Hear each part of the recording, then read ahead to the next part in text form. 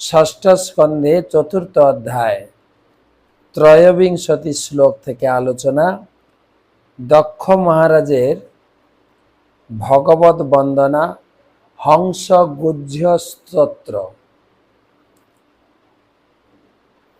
আজকে আমাদের 1233তম ভাগবত রসমাধুরী সেমিনারে উপস্থিত সমস্ত ভক্তমণ্ডলী, মমতাময়ী মাতৃমণ্ডলী, সকলকে জানাই আন্তরিক প্রীতি, শুভেচ্ছা, অভিনন্দন।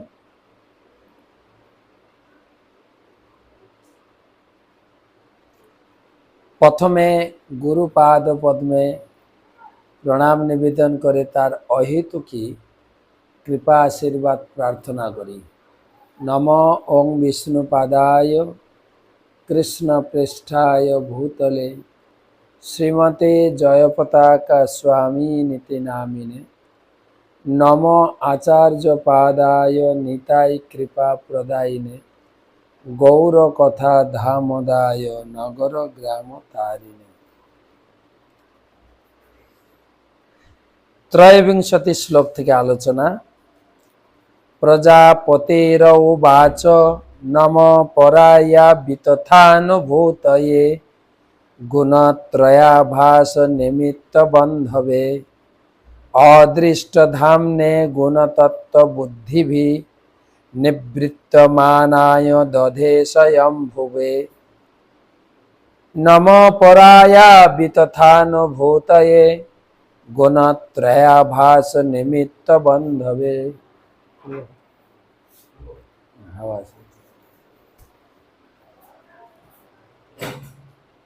অদৃষ্টধাম্নে গুণতত্ত্ব বুদ্ধিভি নিবৃত্তমানায় দধে স্বয়ম্ভুবে। অনুবাদ। প্রজাপতি দক্ষ বললেন, পরমেশ্বর ভগবান মায়া ও মায়ের দ্বারা উৎপন্ন সমস্ত জড় পদার্থের অতীত। মায়া থেকে অতীত, মায়া থেকে উৎপন্ন সমস্ত জড় পদার্থের অতীত। তিনি অব্যভিচারী জ্ঞান ও পরম ইচ্ছা শক্তি সমন্বিত এবং তিনি জীব ও মায়া শক্তির নিয়ন্তা। অব্যভিচারী জ্ঞান, ব্যভিচারী, অব্যভিচারী, যে জ্ঞান মানুষকে বিভ্রান্ত করে বলে ব্যভিচারী জ্ঞান। যদি সঠিকভাবে আমরা গুরু পরম্পরা ক্রমে সেই জ্ঞান প্রাপ্ত না হই, তাহলে সেটা ব্যভিচারী জ্ঞান হয়। ব্যভিচারী, অব্যভিচারী জ্ঞান, যেটা কেবলমাত্র ভগবত ভক্তিকে নির্দেশ করে, একে বলে অব্যভিচারী। কোন প্রকার ব্যভিচারী বা প্রতারণা নয়। আর তিনি জ্ঞান ও পরম ইচ্ছা শক্তির সমন্বিত। ইচ্ছা শক্তি, ভগবানের তিন শক্তি, জ্ঞান শক্তি, ক্রিয়া শক্তি, জ্ঞান বল ক্রিয়া ছহ, আর ইচ্ছা শক্তি। তিনি জীব ও মায়া শক্তির নিয়ন্তা। বদ্ধ জীবেরা যারা এই জগৎকে সবকিছু বলে মনে করে, তারা তাকে দর্শন করতে পারে না। যারা মনে করে ভগবানই সবকিছু, মূল নয়, এই জড় জগতে যেটা দেখছি এটাই বাস্তব। যারা বিশেষ করে আধা পড়ুয়া সায়েন্সের ছেলেরা, তারা মনে করে আমি আমার চোখে যেটা বাস্তব দেখছি ওটাই সবকিছু। সেজন্য এখানে বলছেন, যারা এই জড় জগৎকে সবকিছু বলে মনে করে, তারা তাকে জানতে পারে না। কেন? 15 অধ্যায় ভগবান এই জগৎকে চিন্ময় জগতের ছায়া শক্তি বলে বর্ণনা করেছে। এটা জগৎটা বাস্তব নয়, ছায়া ছায়া। যেরকম রাস্তার পাশে যদি বাড়ি থাকে বা গাছপালা থাকে, তার ছায়া পড়ে না? সে ছায়া তো সবকিছু নয়, তো মূল হচ্ছে গাছটা। তাই যারা ছায়াকে সবকিছু বলে, এই জগৎটা হচ্ছে ছায়া বা প্রতিবিম্ব। 15 অধ্যায়ে বলেছেন, ঊর্ধ্বমূলম অধ শাখাম তমাহু প্রাহু অব্যয়ম। এই জগৎটা হচ্ছে প্রতিবিম্ব। কিসের প্রতিবিম্ব? চিন্ময় জগতের প্রতিবিম্ব, যার মূল হচ্ছে উপরের দিকে, শাখা প্রশাখা নিচের দিকে। যেটা আমরা পুকুরের পাড়ে, নদীর পাড়ে দেখি। গাছ যদি থাকে পুকুরের পাড়ে, জলে তার প্রতিবিম্ব উল্টোটাই দেখা যাবে। মূল উপরের দিকে, ডালপালা নিচের দিকে।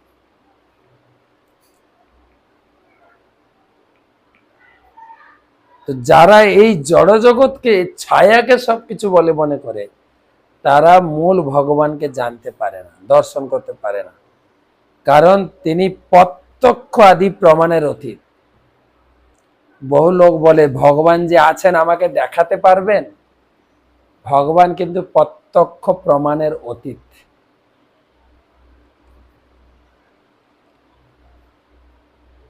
প্রভুপাদকে কখনো কখনো সাংবাদিকরা প্রশ্ন করতেন, আপনারা কৃষ্ণকে নিয়ে খুব মাতামাতি করেন, বাস্তবে যদি কৃষ্ণ বলে কেউ না থাকে তাহলে কি হবে? প্রভুপাদ উত্তর দিতেন, কৃষ্ণ যদি বাস্তবে নাও থাকেন, আমরা তো ভক্তি জীবনটাকে ভালোভাবে এনজয় করছি, অসুবিধা নাই তো, খুব এনজয় করছি। প্রতিদিন ফিস্ট, ভগবানের সুন্দর নয়নাভিরাম দর্শন।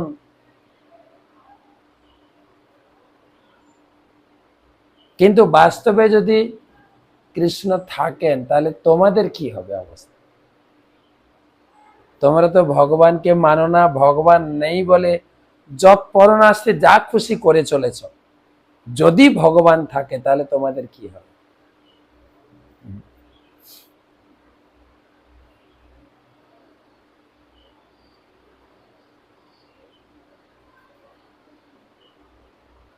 কোথাও কোথাও প্রভুপাদ বলতেন,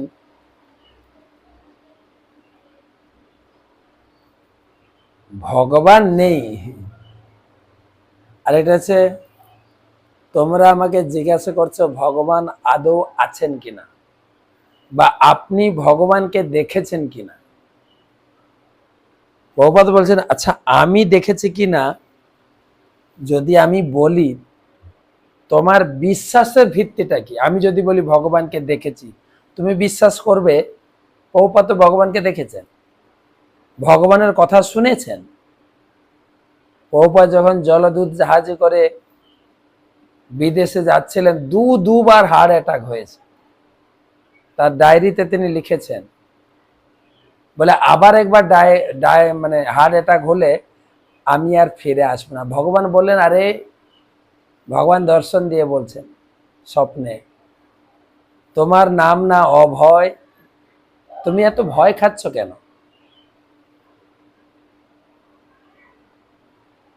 আমি তোমার জাহাজের কান্ডারি হয়ে তোমাকে নিয়ে চলেছি, নির্ভয়ে তুমি চলো।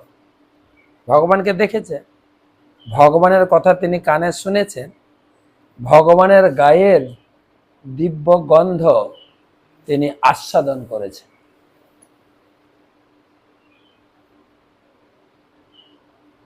ভগবানকে প্রমাণ দিয়ে দেখানো যাবে না। অনেক কিছু জিনিসই আমরা প্রমাণ ছাড়া স্বীকার করি, কিন্তু আর ভগবানের বেলায় প্রমাণ চাই।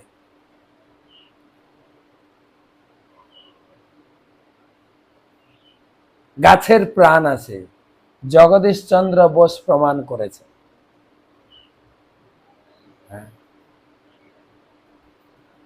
আপনার কাছে কি প্রমাণ আছে? আবার প্রভুপাদ বলেছেন গাছের যে প্রাণ আছে, বৈজ্ঞানিক প্রমাণের আগেও প্রাণ ছিল।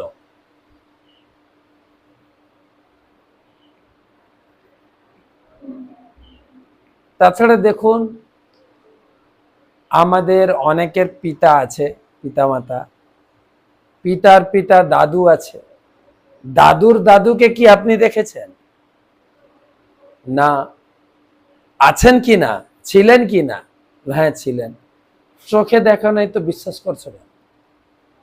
অনেক কিছু জিনিস সেই ইতিহাসে প্রথম প্রথম যখন পড়ি, হরপ্পা মহেঞ্জোদাড়ো 2500 বছর আগে, আপনি দেখেছেন না আপনার মাস্টার দেখেছে? বই পড়ে আমরা শুনছি শুধু।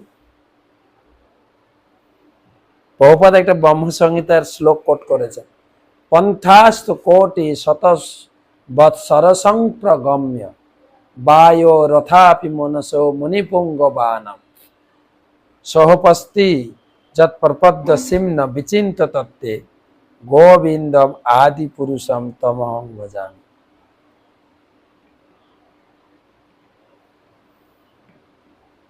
কোটি কোটি বৎসর ধরে মুনি ঋষিরা, যোগীরা যে ভগবানের নাগাল পায় না, আর তুমি আমি প্রমাণ নিতে চাই ভগবান আছে, প্রমাণ করে দেখা। কিছু জিনিস প্রমাণ বা চোখে দেখা যায় না, বাতাসকে চোখে দেখা যায় না, স্পর্শ অনুভূতিতে অনুভব করা যায়। দেহের ভিতরে ভগবান আছেন, পরের শ্লোকে বলবেন। আত্মা পরমাত্মা দুজন পাশাপাশি অবস্থান করছেন, কিন্তু আত্মা পরমাত্মাকে দর্শন করতে পারে। আরে সেটা ছেড়ে দেন, ভগবান কৃষ্ণ যখন ছিলেন, কুরু পাণ্ডবের মাঝখানে যখন যুদ্ধ লাগিয়েছিলেন, ভগবানকে কতজনই চিনতে পেরেছে? ভগবানের নিজের দাদু মানে মামার শ্বশুর, কংসের শ্বশুর, সে তো জিদ ধরেই বসলো, কৃষ্ণ এবং কৃষ্ণের বংশ যদু বংশকে আমি ধ্বংস করে ছাড়ব। দুর্যোধন, দুর্যোধনের ভাইরা, পাণ্ডবরা না হয় চিনতে পেরেছিলেন, কুন্তী মা চিনতে পেরেছিলেন, কতজন চিনেছিলেন? ভীষ্মদেব জানতেন, কিন্তু কুরুক্ষেত্রের মাঠে লাখো লাখো সৈন্য ছিলেন, বা কৌরবরা সবসময় তার সঙ্গে ছিলেন, তাতেও তো ভগবানকে চিনতে পারেনি। চোখ থাকলেও আপনি দেখবেন কি করে? দেখতে পারেন। না যস্য সখ্যং পুরুষ বৈতি সখ্যো সখা বসন সং বসত পুরস্মিন গুণ যথা গুণেন ব্যক্ত দৃষ্টে তস্मै মহেশায় নমস্করোমি।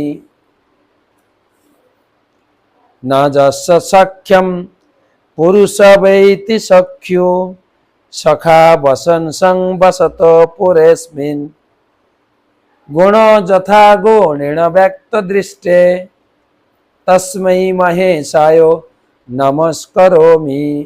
অনুবাদ, রূপ রস শব্দ গন্ধ স্পর্শ ইন্দ্রিয়ের এই বিষয়গুলি যেমন জানতে পারে না যে ইন্দ্রিয়গুলি কিভাবে তাদের অনুভব করে। পঞ্চ ইন্দ্রিয়, পঞ্চ ইন্দ্রিয়ের বিষয়, চক্ষুর বিষয় হচ্ছে রূপ, চক্ষু রূপকে দর্শন করে। কর্ণের বিষয় হচ্ছে শব্দ, শব্দকে অনুভব করে। চক্ষু কর্ণ, নাসিকা গন্ধ, জিহ্বা রস, ত্বক হচ্ছে স্পর্শ। তো এই তন্মাত্র ইন্দ্রিয়কে বুঝতে পারে না, তেমনি বদ্ধজীব পরমাত্মার সঙ্গে দেহে নিবাস করলেও বুঝতে পারে না জড় সৃষ্টির ঈশ্বর কিভাবে সেই পরম পুরুষ জীবের ইন্দ্রিয়গুলি পরিচালনা করে। ভগবান আমাদের সারা শরীরে রয়েছেন। আমি হাত নাড়ছি, ভগবানের অনুমোদন হলে, চোখের পলক ফেলছি, কথা বলছি, সবকিছু ভগবানের শক্তি।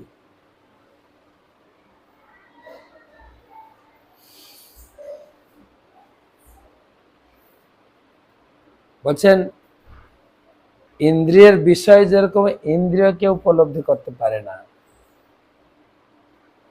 আত্মা যেরকম পরমাত্মাকে, পরমাত্মা আত্মা পরমাত্মা পাশাপাশি রয়েছেন, আত্মা যেরকম পরমাত্মাকে দর্শন করতে পারে না, অথচ সারা শরীরকে সেই পরমাত্মাই জাগ্রত রেখেছে। সেই পরম পুরুষ ভগবানকে আমার সশ্রদ্ধ প্রণতি নিবেদন করি। প্রভুপাদ এই জিনিসটা বোঝানোর জন্য কয়েকটা উদাহরণ দিয়েছেন। একটি দৃষ্টান্ত, নাগরিকরা যদিও সরকারের অধীনে কাজ করে, তবু তারা বুঝতে পারছে না যে কিভাবে সরকার তাদের পরিচালনা করছে। সরকার যে সমস্ত নিয়ম কানুন নীতি নিয়ম তিনি চালু করেন, আমরা তো মেনে চলি, কিন্তু সরকার তো তার নিয়মের মাধ্যমে রয়েছে, সরাসরি তো আমরা সরকারকে দেখতে পাচ্ছি না। ঠিক সেরকম ভগবান সব সময়, সর্বদা, সর্বক্ষণ, সর্ব পরিস্থিতিতে জীবের সঙ্গে রয়েছে। কেননা গীতায় তিনি প্রমাণ করেছেন, শ্রীদাম সর্বভূতেষু জ্ঞাত্যা মাম শান্তির মিচ্ছতি। আমি হচ্ছি সমস্ত জীবের সুহৃদ। সুহৃদ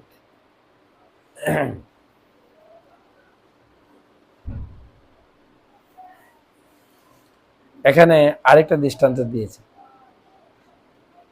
মধ্বাচার্য, যথা রাজ্ঞ প্রিয়তম তুভূত্যা দেবেন চাত্মনঃ তথা জীবন যৎসখ্যম বেত্তি তস্मै নমস্তুতে।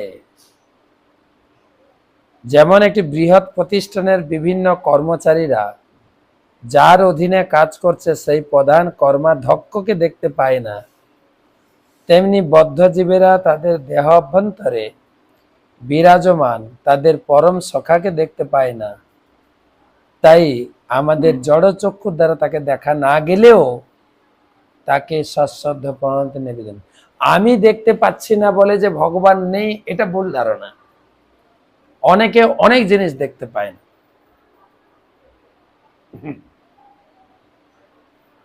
এটাই এটাই দক্ষ মহারাজ বলতে চাইছে। ভগবান সর্বদা সর্ব পরিস্থিতিতে সহাবস্থান করছেন আমার সঙ্গে। আমাদের গ্রামের দিকে একটা কথা বলতেন, মানলে ঠাকুর না হলে কুকুর। তুমি যদি মানো ঠাকুর সবকিছু দেখছেন, আমার সঙ্গে রয়েছেন। যেরকম প্রহ্লাদ মহারাজকে তার বাবা জিজ্ঞাসা করছিলেন, প্রহ্লাদ তোকে এত কিছু করছি, তুই মরছিস না কেন? এত শক্তি তুই কোত্থেকে পাচ্ছিস? প্রহ্লাদ মহারাজ বলতে, বাবা শক্তি তো এক জায়গা থেকে আসছে। তুমি যেখান থেকে শক্তি পাচ্ছ, আমিও সেখান থেকে শক্তি পাচ্ছি। সোর্স অফ দ্য এনার্জি তো একটাই।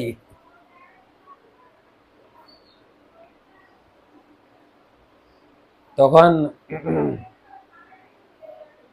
হিরণ্যকশিপু জিজ্ঞাসা করছেন, ঈশ্বর ঈশ্বর আর ঈশ্বর, তোর ঈশ্বর কোথায় আছে? বলে সর্বত্র আছে। প্রহ্লাদ সর্বত্র ভগবানকে দর্শন করে, সর্বত্র কৃষ্ণের রূপ করে ঝলমল, সেই দেখিবারে পায় যার আঁখি নির্মল। চোখ পরিষ্কার থাকলে সব জায়গায় অন্ডান্তরস্তং পরমাণু চয়ান্তরস্তং গোবিন্দ আদি পুরুষম তমং ভজামি। অনু পরমাণু স্থাবর জঙ্গম কীট পতঙ্গ জীব জন্তু সবার মধ্যে ভগবান বিরাজ।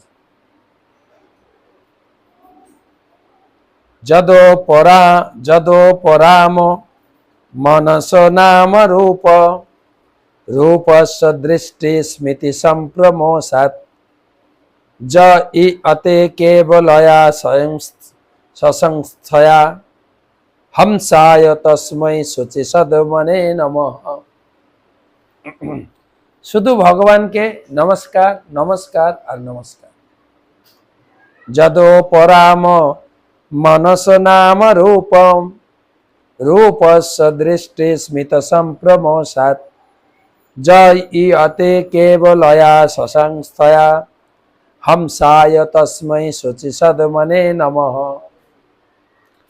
কারো চেতনা যখন স্থূল ও সূক্ষ্ম জড় অস্তিত্বের কলুষ থেকে সম্পূর্ণরূপে মুক্ত হয়, জাগ্রত ও স্বপ্নাবস্থায় যার চিত্ত বিক্ষেপ হয় না, সুষুপ্তিতে যার চিত্তের লয় হয় না, তিনি সমাধি স্তর প্রাপ্ত হন।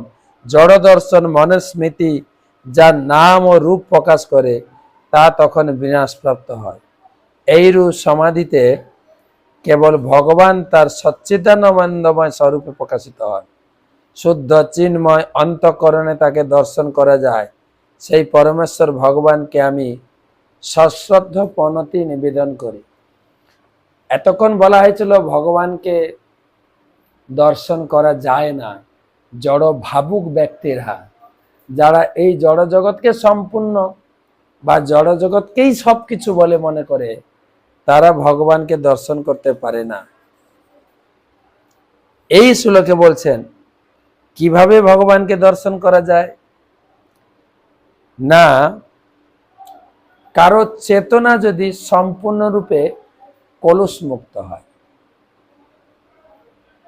চেতনা কলুষ মুক্ত মানে যেরকম চোখে ছানি পড়লে ঝাপসা দেখায় না, ডাক্তারের কাছে গিয়ে ঝাপসা পরিষ্কার করে আনতে হয়। আয়নাতে যখন ময়লা পড়ে আয়নাতে সঠিকভাবে মুখের প্রতিবিম্ব দেখা যায় না, সেরকম চিত্তরূপ চিত্তের আয়নাতে ময়লা পড়েছে, কলুষ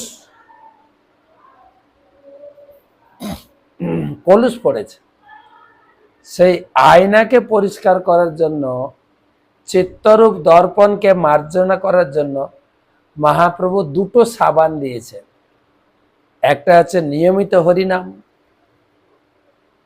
হরিনাম চেত দর্পণ মার্জনম ভব মহাদাবাগ্নি নির্বাপনম শ্রেয় কৈরবচন্দ্রিকা বিতরণম বিদ্যাবধু জীবনম আনন্দাম্বুধিবর্ধনম পতিপদম পূর্ণামিতমাস্বাদনম সর্বাত্মস্নপনম পরম বিজয়তে শ্রীকৃষ্ণ সংকীর্তনম। সংকীর্তন জন্য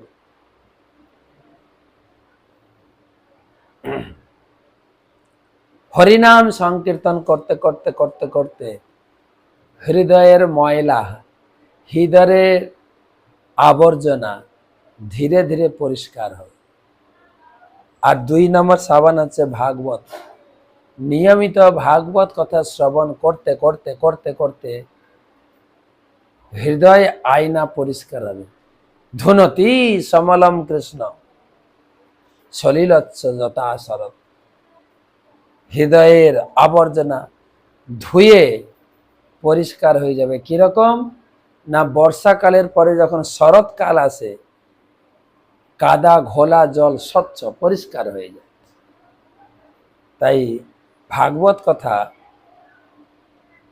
হৃদয়ের ময়লাকে পরিষ্কার করে। তাই এখানে বলছে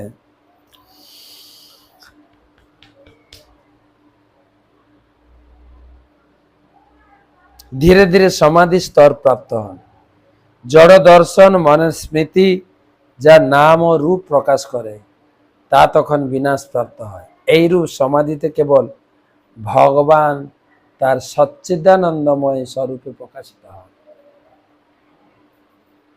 ভাগবত আর হরিনাম এই দুটো নিয়মিত গ্রহণ করতে করতে করতে করতে হৃদধ্বংস্ত ভদ্রাণী বিধুনতি সহস্র। হৃদয়ে তখন ভগবান প্রকাশিত হবে। সদ্য হৃদি অবরুদ্ধতে অত্র কৃতিভি শুশ্রূষবি তৎক্ষণাৎ। হৃদয়ে ভগবান প্রকাশিত হয়ে যাবেন। যেরকম প্রহ্লাদ মহারাজ সরি, নারদ মুনি তার পূর্ব জীবনে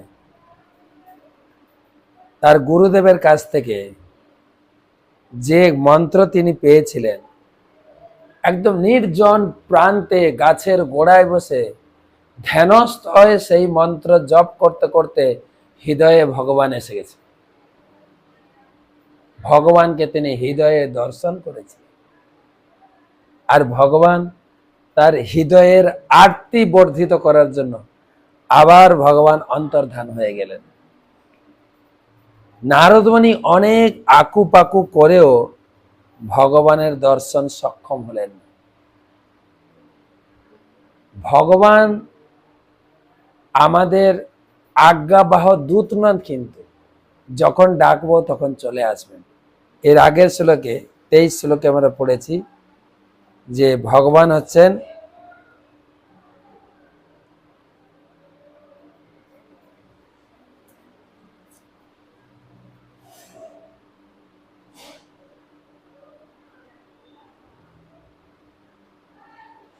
আচ্ছা 25টা বাদ গেছে, 25টা পড়ো। ভগবান আজ্ঞাবহ দূত নন যে যখন ডাকবো তিনি চলে আসবেন। ভগবান 23 নম্বর শ্লোকে পড়েছি, ভগবান হচ্ছেন ইচ্ছা শক্তির মূর্ত বিগ্রহ, তিনি ইচ্ছা করলেই আসবেন। ভক্তের ভক্তিতে সন্তুষ্ট হয়ে ভক্ত শক্তিতে ধরা পড়বেন। তিনি ভক্তির বশ, তিনি নিজেই গীতায় বলেছেন, ভক্তিয়া মাম অভিজানাতি যাবান যস্যাস্মি তত্ত্বত ততো মাম তত্ত্বত জ্ঞাত্যা বিশতে তৎ অনন্তরম।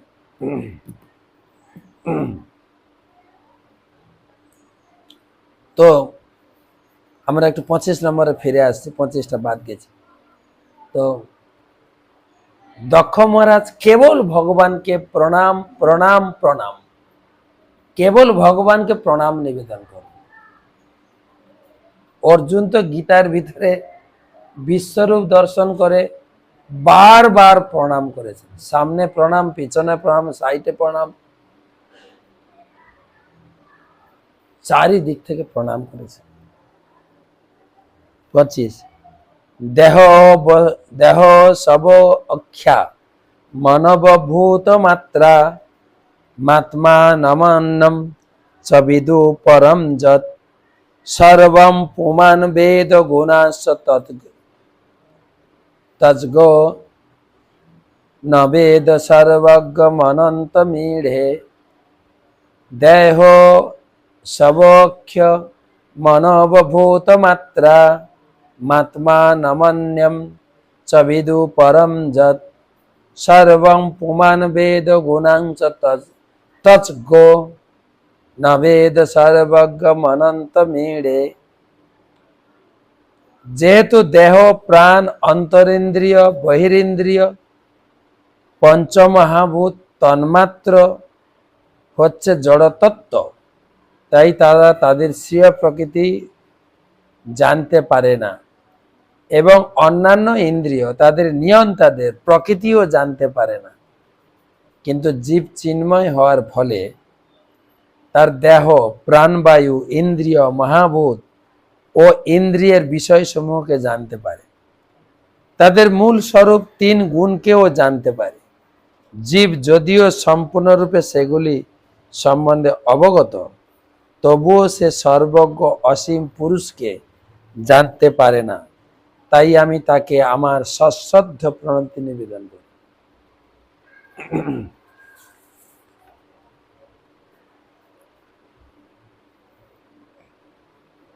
দেহ প্রাণ অন্তরিন্দ্রিয় বহিরিন্দ্রিয় পঞ্চমহাভূত তন্মাত্র জড়তত্ত্ব,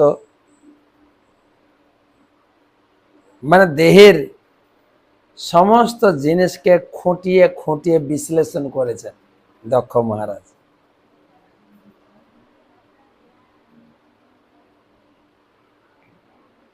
একজন বৈজ্ঞানিক, একজন ডাক্তার দেহের সমস্ত কার্যকলাপ ভালোভাবে অবগত হলেও, দক্ষ মহারাজের বক্তব্য সেটা, পঞ্চ ইন্দ্রিয় কোথায় হার্ট ব্লক হচ্ছে, শিরা, ধমনী, রক্ত চলাচল, সূক্ষ্ম থেকে সূক্ষ্ম বিষয় ভালোভাবে অবগত হলো ভগবানকে জানতে পারে। তবুও সে সর্বজ্ঞ অসীম পুরুষকে জানতে পারে না। আমি তাকে সেই অব্যক্ত পুরুষ, যাকে ব্যক্ত করা যায় না, যাকে জড়চক্ষুতে দর্শন করা যায় না, তাকে বারবার প্রণাম করি। 23, 24, 25-এ ভগবানকে দর্শন করা দুর্গেয়। 26 শ্লোকের অন্য তাৎপর্যে প্রভুপাদ বলেছেন, ভগবত উপলব্ধির দুটি স্তর, দুর্গেয়ম আর সুগেয়ম।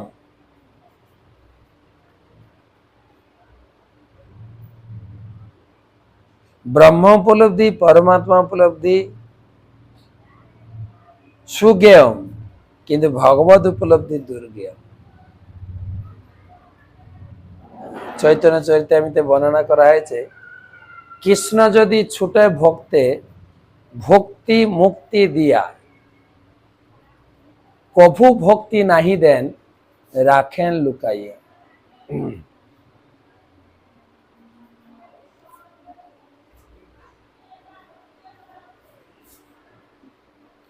বলছেন অন্য কিছু উপলব্ধি, ব্রহ্ম উপলব্ধি, পরমাত্মা উপলব্ধি, দেবদেবী পূজা করে অনেক কিছু সঙ্গে সঙ্গে পেয়ে যাব, কিন্তু ভগবত উপলব্ধি করা খুবই, ভগবান চৈতন্য চরিতামৃতে বলা হয়েছে, কৃষ্ণ যদি ছুটে ভক্তে ভক্তি মুক্তি দিয়া, কভু ভক্তি নাহি দেন রাখেন লুকাইয়া।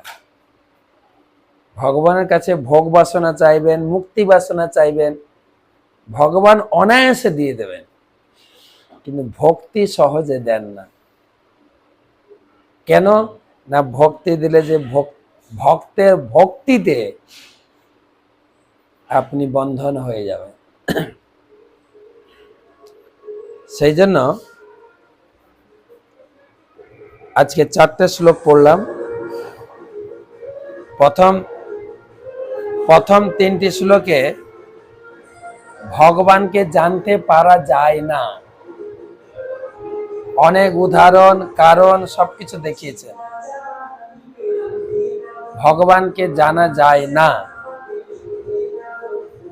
আর 26 শ্লোকে বলা হলো ভগবানকে জানা যায় একমাত্র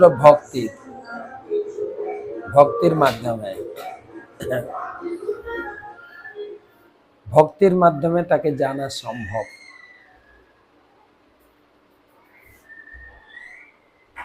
বেদেষু সুদূর লভম অলভম আত্মভক্ত। বেদ অধ্যয়ন, ব্রত, তপস্যায়ও ভগবানকে জানা যায় না, জানা যাবে কেবল ভক্তির মাধ্যমে। আর ভক্তি মানে ভগবানের সেবা, যেটা ভগবদ গীতায় 11 অধ্যায়ে লাস্ট শ্লোকে, 11 অধ্যায়ের শেষ শ্লোক 55 নম্বর শ্লোকে, মত কর্মকৃত মত পরম মত ভক্ত সঙ্গবর্জিত। মত কর্মকৃত, আমার জন্য কাজ করো, আমার জন্য বাগান তৈরি করো, ফুলের বাগান, ফলের বাগান, সবজির বাগান, আমাকে জাগরণ করাও, আমাকে মঙ্গল আরতি করো, আমার জন্য ভোগ রন্ধন করো, আমার উৎসবের জন্য তুমি মন্দির সাজিয়ে দাও। আমার জন্য শুধু ভক্তি ভক্তি বললে হবে না, মত কর্মকৃত, আমার জন্য কর্ম করো, আমার জন্য রান্না করো ভালো করে।